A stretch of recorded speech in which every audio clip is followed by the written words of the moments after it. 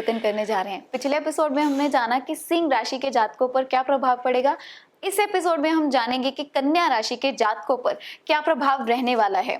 आचार्य इंद्रदेव जी हमारे साथ मौजूद हैं, तो उनसे जानते हैं। सबसे पहले स्वागत करते हैं आचार्य जी, स्वागत है आपका। नमस्कार, जय माता दी। जी, अब हम बात करेंगे कन्या राशि के जातकों की। तो सबसे पहले मैं जानना चाहूंगी कि राहु किस भाव में रहेगा और कहाँ-कहाँ इसकी दृष्टि जो है पड़ने वाली है। जी नेहा जी, राहु 23 सितंबर 2020 को अभी सुबह 7:38 पर मिथुन राशि से वृक राशि पर गोचर करेंगे। हमेशा वक्र चाल में चलते हैं राहु केतु और पीछे की तरफ चलते हैं, तो मिथुन राशि से वृक राशि पर आएंगे। राहु एक राशि पर लगभग 18 महीने रहते हैं। जी आचार्य जी, यहाँ पर मेरा आपसे एक सवाल है कि जब जैसे आपने बोला कि 23 सितंबर को सुबह एक समय पर ये राशि परिवर्तन करेंगे, तो उसका प्रभाव उसी समय चेंज हो जाता है या उसको कुछ समय लगता है? जैसे अगर हम बात करें सूर्य ग्रहण जब लगता है, एक एग्जाम्पल के तौर पर बात करें, तो वो कुछ समय लेता है अपना प्रभाव छोड़ने में। हाँ, तो बहुत अच्छा सवाल है नेहा जी आपका। तो यहाँ पर मैं जानना चाहूंगी कि कितने समय के बाद आपको इफेक्ट्स जो हैं, प्रभाव जो है महसूस होना शुरू हो जाता है? नेहा जी, जब भी जो ग्रह ज्यादा वक्त लेते राशियों में, जैसे शनि, बृहस्पति और राहु, ये राहु केतु, ये ज्यादा वक्त तक एक राशि पर रहते हैं। जब ये राशि परिवर्तन इन्होंने करना होता है तो कुछ समय पूर्व, है ना, कुछ समय पहले, इसमें भी लगभग 42-43 दिन पहले कुछ प्रभाव देखने को मिला करते हैं, लेकिन पूर्णतः प्रभाव इनके राशि परिवर्तन कर देने के बाद ही प्रारंभ हुआ करता है। तो वो प्रभाव 23 सितंबर को सुबह 7:38 के बाद प्रभाव शुरू हो जाएगा और ये फिर 18 महीने, अप्रैल का महीना 2022 तक ऐसे चलता रहेगा। पिछले एपिसोड में आचार्य जी ने हमें बताया था कि राहु हमेशा अनिष्ट या शुभ या अशुभ एक फल नहीं देता है, ये मिले जुले फल हमें देता है। तो आचार्य जी, आपसे हम जानना चाहेंगे कि एक बार फिर से हमारे व्यूअर्स के लिए आप बता दें, जो कन्या राशि के जातक हमारे साथ जुड़े हैं उनके लिए भी ये बात क्लियर हो जाए कि राहु हमेशा अनिष्ट फल नहीं देता, ये शुभ फल भी देता है। जी नेहा जी, राहु के बारे में कहा गया है कि राहु बहुत प्रभावशाली ग्रह है ना, बहुत पराक्रमी ग्रह है। राहु की खुद की कोई राशि तो नहीं है, लेकिन जिस राशि पर बैठते हैं उसके हिसाब से फल अपना प्रदान करते हैं। राहु और केतु ये हमेशा एक दूसरे से 7वें स्थान पर ही रहते हैं और राहु हमेशा जहां बैठते हैं वहां से 5वीं और 7वीं और 9वीं दृष्टि होती है। 5वां घर, 7वां घर और 9वां घर देखते हैं, ये घर प्रभावित हुआ करते हैं। तो राहु के बारे में आपने कहा कि अच्छा और बुरा परिणाम, तो बिल्कुल सही बात है। राहु हमेशा अनिष्ट नहीं कर सकते, क्योंकि राहु को लेकर के बहुत सारे लोग शनि राहु आदि को लेकर के ही घबरा जाते हैं। तो ऐसा कुछ भी नहीं है। राहु की स्थिति अगर आपकी जन्म पत्रिका में अच्छी है, तब राहु की दशा और अंतर्दशा में, राहु के गोचर में आपको बहुत अच्छे परिणाम मिला करते हैं।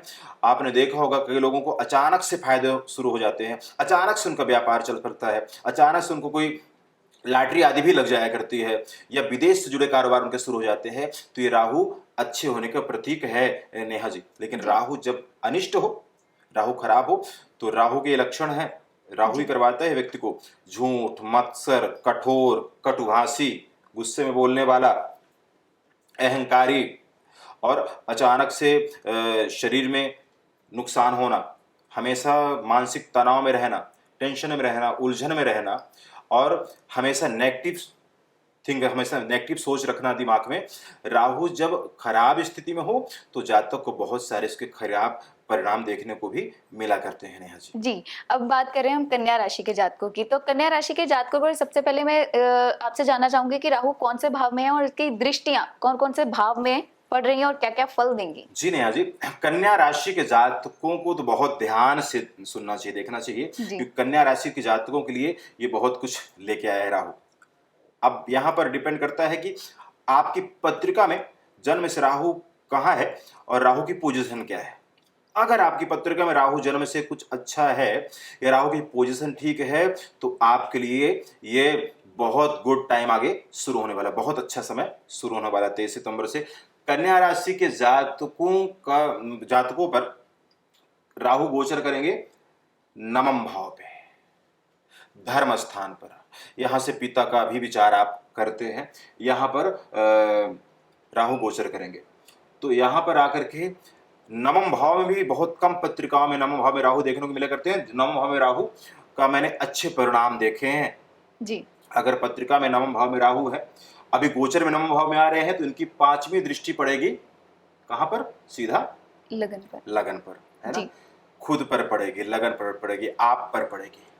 तो यहाँ पर राहु की दृष्टि प्रथम भाव में पड़ना, यहाँ पर थोड़ा सा आपको सावधानी जरूरत है। यहाँ आपको मानसिक उलझने या नेगेटिविटी आ सकती है और थोड़ा स्वास्थ्य संबंधित दिक्कतें रह सकती हैं। तो पहले भाव में इसका ये परिणाम होगा। लेकिन राहु की 7वीं दृष्टि पड़ेगी तीसरे भाव में, तो आप यकीन माने आपके लिए ये योग बहुत शुभ माना जाएगा। जी। आप अब इन 18 महीने बहुत फुर्ती से, बहुत चुस्ती से, बहुत जोश से काम करने वाले हैं और आपके काम बनेंगे भी। आप इस 18 महीने में हार नहीं मानेंगे। आपको यहाँ पर इतना पराक्रम केतु प्रदान करेंगे। यहाँ पर गुप्त शत्रु और अपने बातचीत करने का तरीकों का ध्यान रखना है केवल। तो कन्या राशि वालों के जातकों के तीसरे भाव में राहु की 7वीं दृष्टि पड़ी। जी। अब सबसे जरूरी दृष्टि 9वीं दृष्टि पड़ी पंचम भाव में राहु की। तो यहाँ पर पंचम भाव में आपको राहु की 9वीं दृष्टि कुछ कामों के लिए शुभ फल प्रदान करेगी। लेकिन अगर आप स्टडी कर रहे हैं, पढ़ाई कर रहे हैं, तो यहाँ पर आपको विशेष ध्यान रखने की जरूरत है। यहाँ पर मेहनत बढ़ानी पड़ेगी आपको। 18 महीने बहुत कोशिश करनी पड़ेगी। अगर आप कोई कंपटीशन में हिस्सा ले रहे हैं, कोई IAS BCS कुछ बड़े पेपर दे रहे हैं, तो यहाँ पर आपको मेहनत करनी पड़ेगी। तो यहाँ से राहु महाराज आपको निकाल जरूर देंगे। लगभग आप कन्या राशि जातक कामयाब हो जाएंगे, सिर्फ मेहनत की जरूरत है। यहाँ पर रिश्ते की अगर हम बात करते हैं नेहा जी, तो प्रेम संबंध की बात करते हैं, तो यहाँ नए रिश्ते बनना, है ना? महिला पुरुष सभी से रिश्ते की बात है। सबसे नए रिश्ते बनना, रिश्तों में खटास भी आने, रिश्ते टूटना भी, लेकिन रिश्ते नए नए बनना रिश्तों को भी प्रभावित करेगा। जी। हमारे कॉम्पिटिशन्स, हमारे किसी भी हिस्से को, किसी भी चीज में हम हिस्सा ले रहे हैं, इन चीजों को प्रभावित करेगा। तो यहाँ पर केवल मेहनत करने की जरूरत है आपको।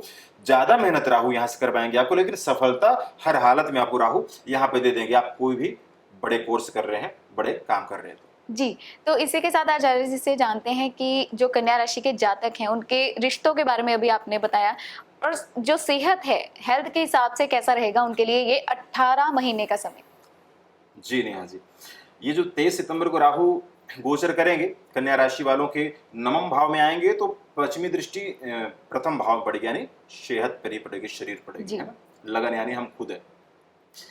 तो यहाँ पर आपको थोड़ी सी अपने सेहत को लेकर के ध्यान रखने की जरूरत है। ध्यान क्या रखने की जरूरत है?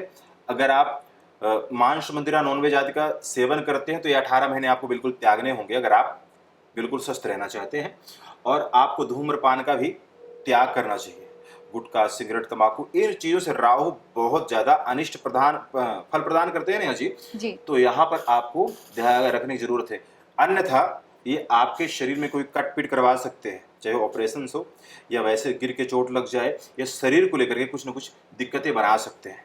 क्योंकि यहाँ पर ये स्थिति चलेंगे, आप थोड़ा सा डबल माइंड रहा करेंगे। जैसे रास्ते में बंदा चल कहीं और रहा, दिमाग कहीं और, ध्यान कहीं और है, ऐसी स्थिति 18 महीने बनाएंगे। लेकिन ये आपको कामयाबी जरूर देंगे, बस ध्यान और मेहनत की जरूरत है नेहा जी। जी। तो चलिए आचार्य जी से जानते हैं, कन्या राशि के जातक क्या उपाय कर सकते हैं राहु से संबंधित?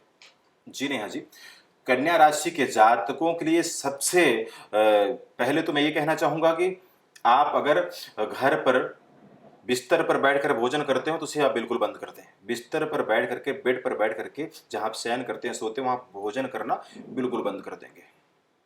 दूसरा आपके लिए उपाय है, आप कम से कम 43 दिन तक लगातार जाकर किसी धार्मिक स्थान की पौड़ियां साफ करनी है, या जोड़े की सेवा आपने कर देना है। आप जब भी भोजन करते हैं, तो भोजन करने के बाद सौंफ चीनी का सेवन आप जरूर करेंगे, और अपने दाहिने हाथ में 28 या 32 ग्राम का चांदी का कड़ा धारण कर लेना है, और ओम गम गणपतये नमः इस मंत्र का अगर आप बुधवार को 108 बार जाप करते रहते हैं, तो आप देखेंगे राहु के सभी अनिष्टों से आप बचेंगे और आप लगभग कामयाब हो जाएंगे। आपके रुके हुए कार्य सिद्ध होंगे। यहाँ पर मैं जातकों को ये जरूर बताना चाहूंगा, कई बार मन में सवाल आता है कि अगर उपाय से ये इतना सब कुछ सबको फायदा होता है, तो हर बंदा क्यों सक्सेस नहीं हो जाता? तो मैं यहाँ बताना चाहूंगा कि ग्रह जब भी कोई गोचर करते हैं पत्रिका के ग्रह हमारे कर्म का फल देते हैं, जो जहाँ जिस पोजीशन पर है उसे वहाँ पर उस तरह का प्रभाव ग्रहों का देखने को मिला करता है। कोई उद्योगपति है तो उसे वहाँ पर प्रभाव देखने को मिलेगा, और कोई अगर एक छोटा व्यापारी है तो उसे भी वहाँ पर प्रभाव देखने को मिला करते हैं। तो आप ये उपाय करें तो कन्या राशि के जातकों के लिए वो 18 महीने बहुत शुभ साबित होंगे। अभी हमने जाना कि राहु क्या प्रभाव छोड़ेंगे कन्या राशि के जातकों के ऊपर। अब हम देखेंगे कि केतु, आचार्य जी हमें बताएंगे कि केतु क्या प्रभाव छोड़ेंगे कन्या राशि के जातकों पर। जी नेहा जी, केतु की बात करते हैं। जी जैसे राहु शनि जैसे फल प्रदान किया करते हैं ना जी और बस एक ही फर्क है कि राहु अचानक से फायदे या अचानक से नुकसान भी, अचानक से काम करते हैं, अकस्मातिक धन लाभ होता है। शनि महाराज में ऐसा नहीं है, लेकिन लगभग शनि का भी फल प्रदान केतु करते हैं, केतु का राहु का फल शनि प्रदान करते हैं, शनि का राहु, ऐसा भी देखने को मिलता है। केतु मंगल के भी प्रभाव को, मंगल के भी फल को प्रदान करते हैं। केतु बिना सर के ग्रह है ना, स्वर भानु नामक राक्षस है।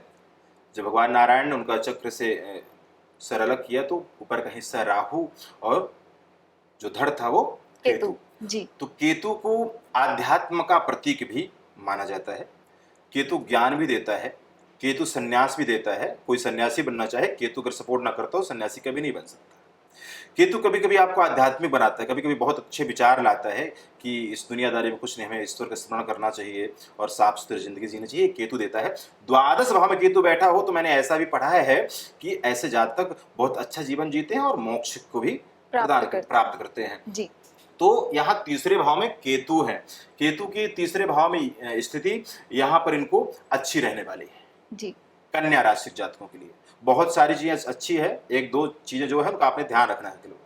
तो यहाँ पर केतु का तीसरे घर में बैठना आपके लिए शुभता का प्रतीक है।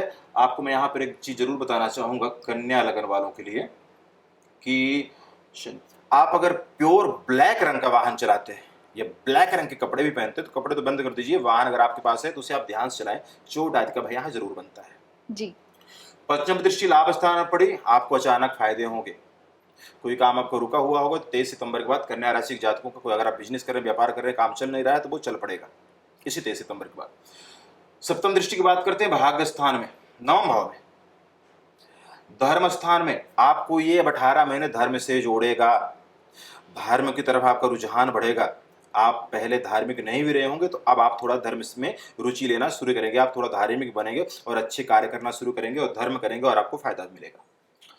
नवम दृष्टि आप सप्तम भाव पड़ती है, जहां से हम नेहा जी पार्टनरशिप, रोजमर्रा की जिंदगी है ना, रोज कमाने खाने का विचार या पत्नी का विचार करते हैं तो यहाँ जीवन साथियों को लेकर के आपको थोड़ा सा ध्यान देने की जरूरत है। अगर आप स्त्री हैं तो पुरुष के साथ, अगर पुरुष है तो स्त्री के साथ संबंध में ध्यान देने की जरूरत है। यहाँ पर थोड़ा सा मन मुटाव के योग बनते हैं, किसी न किसी बात को लेकर के मन मुटाव हो जाना या पत्नी के पैरों में थोड़ी सी तकलीफ होना है ना, जोड़ों में दर्द होना, ये केतु की परेशानियां आपको हो सकती हैं। तो थोड़ा इन चीजों का विचार करेंगे, ध्यान करेंगे तो आपको लाभ होगा नेहा जी। तो अगर हम बात करें कि मिला जुला प्रभाव कन्या राशि के जातकों पर रहने वाला है, तो अगर कोई प्रभाव इनको कुछ अनिष्ट पड़ रहा है इनकी कुंडली पर, तो क्या केतु के उपाय कर सकते हैं ये? तो राहु केतु जब भी जन्म पत्रिका में अच्छे होते तो हमेशा अच्छा परिणाम होते, लेकिन अगर जन्म पत्रिका में थोड़ा अनिष्ट है तो जब भी गोचर करते हो तो हमें विशेष ध्यान देना चाहिए। और जन्म पत्रिका जब भी कोई ग्रह गोचर करे तो हमें उसका विश्लेषण कराना चाहिए, उससे जुड़े उपाय करना चाहिए, तो हमें काफ़ी बचाव होते हैं और फायदे होते हैं। ये प्रैक्टिकल है। और उपाय की बात करते हैं तो आप राहु के उपाय तो जान चुके हैं। केतु का उपाय आप कुत्तों को दूध के साथ कुछ न कुछ खाने को दें, यानी कुत्तों की सेवा आप कर सकते हैं इन 18 महीने। साथ में आप कम से कम कन्या राशि वाले जातक कम से कम आपने लेना है 400 ग्राम काले तिल, 400 ग्राम सफ़ेद तिल और साथ में एक सूखा नारियल लें। और हर जेठे बुधवार को यानी पूर्णमासी के बाद जो पहला बुधवार आता है, इस दिन जाकर सूरज के रहते रहते बहते पानी में आप छोड़ के आएंगे तो आपको परिणाम अच्छे नजर आएंगे। बहुत बहुत